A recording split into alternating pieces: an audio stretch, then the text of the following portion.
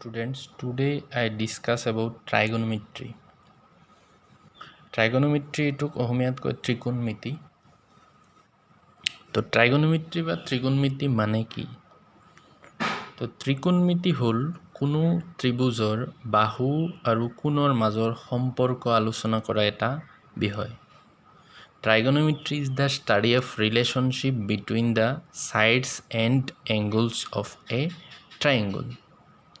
তো ট্ৰাইগনোমেট্ৰিত আমি কি আলোচনা কৰিম যে এটা ট্ৰায়াঙ্গুলৰ বা এটা ত্ৰিভুজৰ কোণ আৰু বাহুৰ মাজৰ সম্পৰ্ক আলোচনা কৰা হয়। তো ইয়াত আমি সমকোণী ত্ৰিভুজ বা ৰাইট ট্ৰায়াঙ্গুলৰ সাপেক্ষেহে বা ৰাইট ট্ৰায়াঙ্গুলৰ কাৰণেহে ট্ৰাইগনোমেট্ৰি বা ত্ৰিকোণমিতি আলোচনা কৰিম। তো সমকোণী ত্ৰিভুজৰ সৈতে ট্ৰাইগনোমেট্ৰি বা ত্ৰিকোণমিতি জড়িত হৈ থাকে। তো ফাৰ্ষ্টত আহিব ট্ৰাইগনোমেট্ৰিক ৰেচিঅ'ছ বা ত্ৰিকোণমিতিক অনুপাত। তো সমকোণী ত্ৰিভুজৰ সূক্ষ্ম কোণ সাপেক্ষে আমি ত্ৰিকোণমিতিৰ কিছুমান অনুপাত ওলাম। তো সমকোণী ত্ৰিভুজৰ সূক্ষ্ম কোণ বা ৰাইট ট্ৰায়াঙ্গুলৰ একিউট এংগুল মানে কি? তাৰমানে এটা ৰাইট ট্ৰায়াঙ্গুলৰ এটা এংগুল ৰাইট এংগুল হ'লেও বাকী দুটা এংগুল একিউট এংগুল হয়।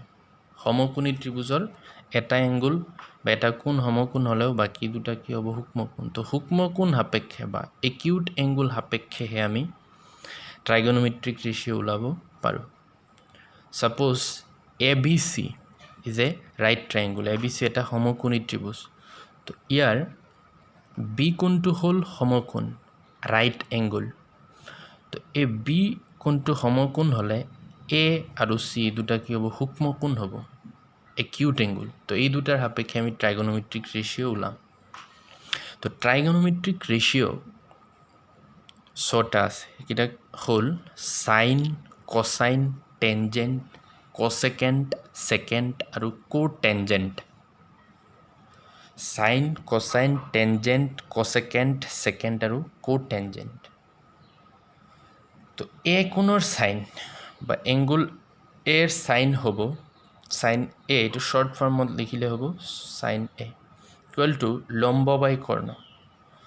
তো লম্ব মানে কি? কৰ্ণ মানে কি? যদি আমি এংগুল এ লওঁ তেতিয়াহ'লে ইয়াৰ পৰা দূৰত যিটো ছাইড থাকিব এই ট্ৰায়াঙ্গুলৰ farther from angle A, this is called perpendicular বা পাৰপেণ্ডিকুলাৰ বুলি কয় বা লম্ব।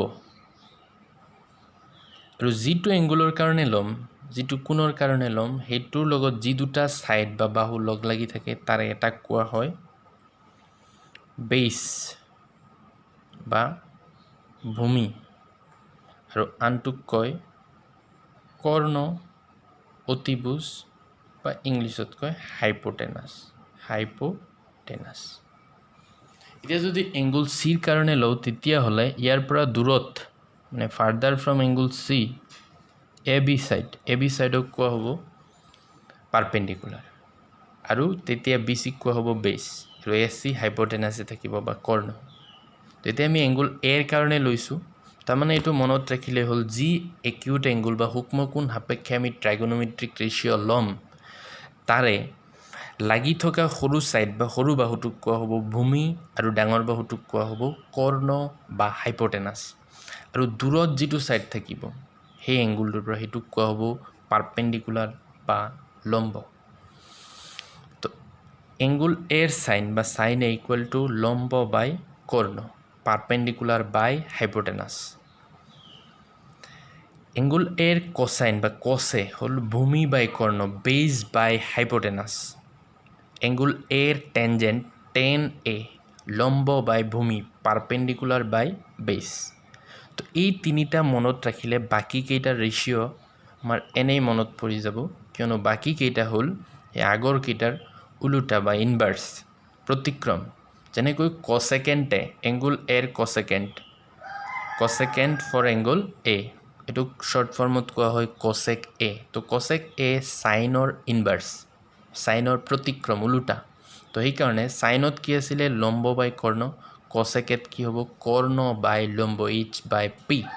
ঠিক তেনেকৈ সেকেন্ড ফৰ এংগুল এ মানে এংগুল এৰ সেকেন্ড এটুক শৰ্ট ফৰ্মত কোৱা হয় sec a ইকুৱেল টু হ'ব কৰ্ণ বাই ভূমি এটো হ'ল কছৰ ইনভাৰ্স বা কছৰ প্ৰতিক্ৰম কছত আছিল ভূমি বাই কৰ্ণ বেছ বাই হাইপোটেনাছ সেকত হ'ব কৰ্ণ বাই ভূমি হাইপোটেনাছ বাই বেছ ঠিক তেনেকৈ এংগুল এৰ কোটেঞ্জেণ্ট ফৰ এংগুল এ এটুক শৰ্ট ফৰ্মত কোৱা হয় কট এ ভূমি বাই লম্ব cot A is the inverse of tan A তো এইটো কি হ'ব বেছ বাই পাৰপেণ্ডিকুলাৰ তো আমি এইটো শৰ্ট ফৰ্মত এনেকৈ মনত ৰাখিব পাৰোঁ যে অসমীয়াত হ'লে লক ভক লভ তো এইখিনি মনত ৰাখিলে আমাৰ মনত পৰি যাব যে লক মানে লম্ব বাই কৰ্ণ চাইনে ভক মানে ভূমি বাই কৰ্ণ কছে আৰু লভ মানে হ'ল লম্ব বাই ভূমি টেনে আৰু ইংলিছত হ'লে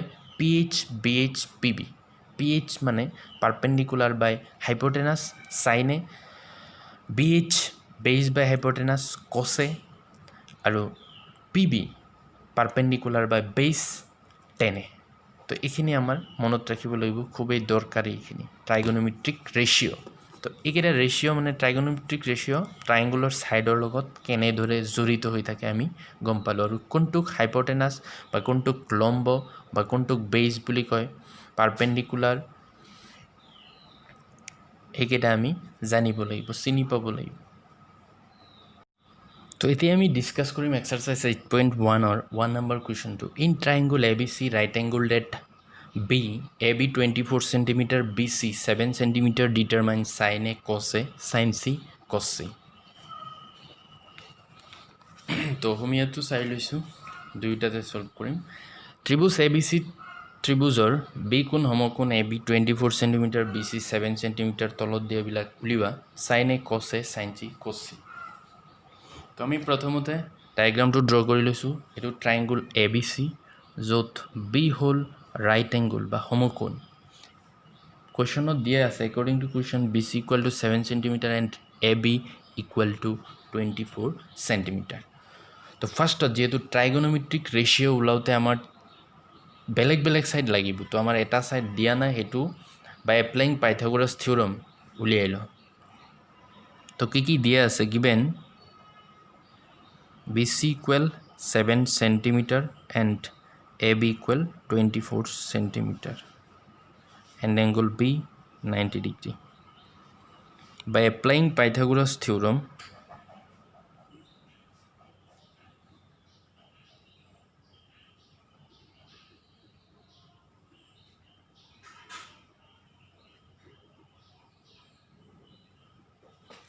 Pythagorasৰ সূত্ৰ মতে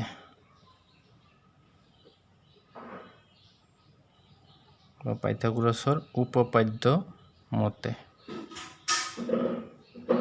কি লিখিব পাৰিম AC equal √AB² plus BC² তো এইটো মনত পেলাই লৈছোঁ পাইথাগোৰাছ থিওৰামটো যে পাইথাগোৰাছ থিওৰাম কি আছিলে এটা সমকোণী ত্ৰিভুজৰ অতিভুজৰ বৰ্গ বাকি দুটা বাহুৰ বৰ্গৰ যোগফলৰ সমান square of hypotenuse is equal to the square of sum of the square of other two sides square of hypotenuse is equal to sum of the square of other two sides মানে ইয়াত hypotenuse বা কৰ্ণ হল এইটো অতিভুজ AC তো AC ৰ বৰ্গ বাকি দুটা বাহু মানে অন্য দুটা বাহু কি AB² প্লাস BC² তো আমাৰ লাগে AC হে এই কাৰণে ইফালেও √over দিলে হিফালেও √over দি দিলে ইফালে √² কেনসেল অকল AC থাকিব আৰু ইফালে √over ভিতৰত এই দুটা থাকি যাব তো এতিয়া এইকেটাৰ ভ্যালু বা মানবিলাক আমি ইয়াত পুট কৰি দিও কিমান হ'ব AB ৰ ভ্যালু কিমান আছিল 24 cm² প্লাস BC 7² তো 24 মাল্টিপ্লাই কৰিলে পূৰণ কৰিলে কিমান হ'ব 4 4 যায় 16 or 6 4 2 যায় 8 আৰু 1 9 2 4 যায় 8 2 2 যায় 4 আৰু 1 2 2 যায় 4 6 8 plus 9 is 17 or 7 থাকিল 1 576 plus 7 or square 49 তো এই দুটা প্লাস কৰিলে হৈ যাব 625 24 square plus 7 square 24 square কিমান হল 576 plus 49 তো এতিয়া 625 স্কোয়ার রুট বা বর্গমূল কিমান আমি জানোই কিমান আছিলে 25 সেন্টিমিটার তো এতিয়া আমাৰ কি ওলাব দিছিলে কোৱেশ্চনটোত ওলাব দিছে 1 নম্বৰত sin a তো sin এর রেশিও কি আছিলে পারপেন্ডিকুলার বাই হাইপোটেনাস লম্ব বাই কর্ণ তো এতিয়া আমি এঙ্গুল এর কারণে এটো ডায়াগ্রামত বা চিত্ৰত লম্ব আৰু কৰ্ণ কি হ'ব আমি চাইলো তো এঙ্গুল এৰ কাৰণে মই কৈছিলো যি দুটা সাইড লগ লাগি থাকে এসি আৰু এবি এটা হল কৰ্ণ দীঘলটো বা লংগেষ্ট আৰু সৰুটো হল কি ভূমি বা বেস আৰু যিটো দূৰত আছে এইটো কৰ্ণ তো কৰ্ণ হ'ব বিসি আৰু এসি হ'ব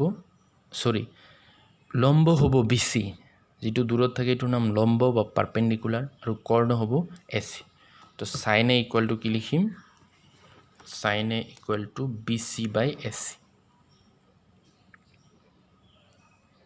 তো এতিয়া বিসি আৰু এসিৰ ভ্যালু আমি এখিনিত পাই থৈছো বিসিৰ ভ্যালু কিমান আছিল 7 সেন্টিমিটাৰ পুট কৰি দিম আৰু এসিৰ ভ্যালু ইমাত্ৰ পাইছো 25 সেন্টিমিটাৰ তো কিমান হ'ব 7/25 আৰু কি লাগে আমাৰ cos a তো cos এর রেশিও কি আছিল তো cos এর রেশিও আছিল cos a এর রেশিও আছিল বেস বাই হাইপোটেনাস ভূমি বাই কর্ণ তো এইটোৰ কাৰণে এঙ্গুলাৰ কাৰণে বেস কি হ'ব ab আৰু কর্ণ ac তো ab বাই ac হ'ব cos ab বাই ac তো এতিয়া ab এর ভ্যালু কিমান আছিল আমাৰ 24 আৰু ac এৰ ভ্যালু 25 সেন্টিমিটাৰ তো কিমান হৈ যাব 24/25 তো এতিয়া 2 নম্বৰত লাগে আমাৰ sin c তো এতিয়া c এঙ্গুলৰ কাৰণে ফৰ এঙ্গুল c যেটো সাইনৰ ৰেশিও ওলাব লাগে তো for এঙ্গুল c which is perpendicular is ab কাৰণ কি ab to c পৰা দূৰত আছে আৰু হাইপোটেনাস কি হ'ব ac তো sin c ইকুয়াল টু কি লিখিম ab বাই ac আৰু cos c ইকুয়াল টু কি লিখিম cos আছিল বেস বাই হাইপোটেনাস মানে bc বাই ac তো sin c ইকুয়াল টু কি পালো ab বাই ac তো ab এর ভ্যালু কিমান 24/25 24/25 এতিয়া cos c ইকুয়াল টু কি আছিল cos c ইকুয়াল টু কি পাইছিলো bc বাই ac তো bc এর ভ্যালু আছিল 7 সেন্টিমিটার ac এর ভ্যালু আছিল 25 সেন্টিমিটার তো 7/25 এইখিনি আছিল আমাৰ সলিউশন